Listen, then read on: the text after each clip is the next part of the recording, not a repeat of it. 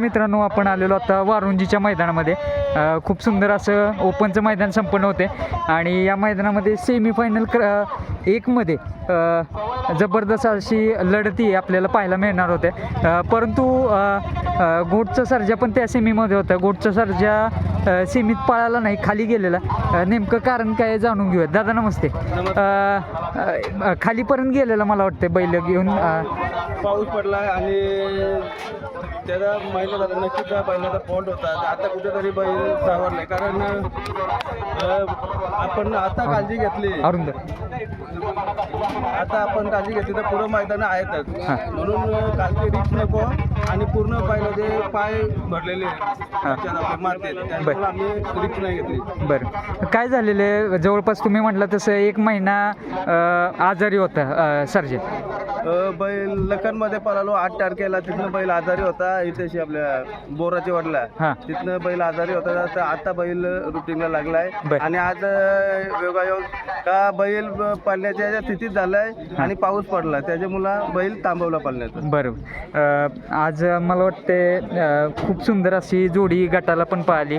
बबलू चाच्यांचा राजा होता आणि बबलू चाचा म्हटलं की तुमचा एक घरचा सदस्य म्हणावं लागतील. काय सांगेल? ठीक आहे, दोन्ही बैल आमचीच आहेत, काय विषय नाही. आणि याच्या पुढे पळणारच आहेत, काय विषय नाही. कारण असेल तिथे आम्ही ही गाडी, कारण मला वाटतं या भागात ज्यावेळेस येतात तुम्ही कराड भागात, त्यावेळेस चाच्याकडेच मुक्कामी असतो. हो, चाच्याकडेच आम्ही येतोय, कारण जवळ पडतात, मैदानं पण जवळ आहेत आणि सगळं चाचे नियोजन सर्व व्यवस्थित आहे. दादा, सेमीफायनल 1 झाला, सर्जा पाहिला नाही, परंतु तुम्ही सेमी 4 पर्यंत तिथं थांबलेला.